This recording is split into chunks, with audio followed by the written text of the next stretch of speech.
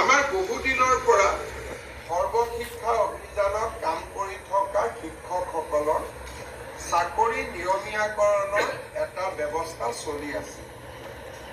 ৰাজ্যৰ এডভোকেট জেনেৰেলে আমাক এটা অপিনিয়ন দিলে যে চৰকাৰে উচ্চতম ন্যায়ালয়ৰ উমাদেৱী গোচৰৰ পৰিপ্ৰেক্ষিতত কাৰো চাকৰি নিয়মীয়াকৰণ কৰিব নোৱাৰে।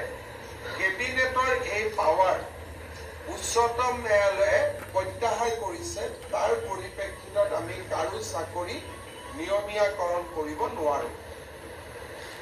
কিন্তু সৰ্বশিক্ষা অভিযানত কাম কৰি থকা শিক্ষকসকলক যাতে আমি সকাহ দিব পাৰো, তাৰ বাবে আজি কেবিনেটে ৩৫,০০০ নতুন শিক্ষকৰ পদ চৰকাৰক সৃষ্টি কৰি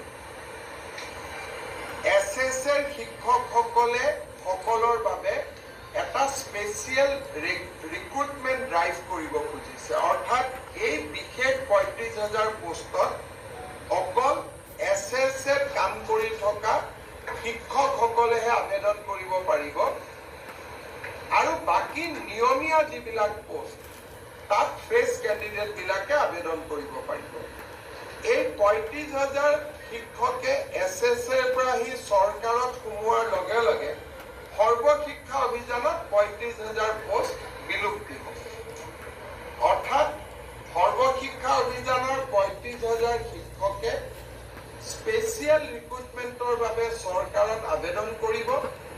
চৰকাৰে তেওঁলোকৰ কাগজ পত্ৰ চোৱাৰ পিছত তেওঁলোকক নিয়োগৰ সুবিধা কৰি দিব চৰকাৰত, য'ত NPS পাব, চৰকাৰৰ পে স্কেল পাব, ইনক্ৰিমেণ্ট পাব, গোটেইবোৰ পাব।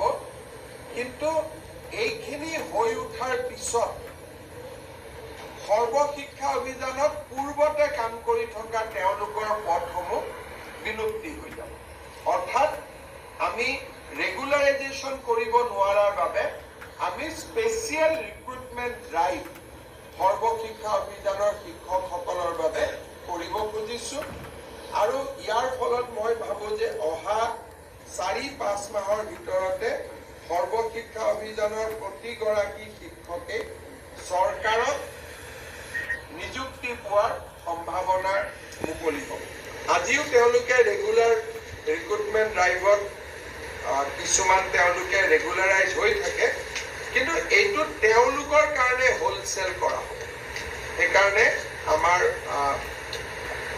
৩৫,০০০ শিক্ষকে চৰকাৰত সোমাবলৈ এটা সুবিধা পাব।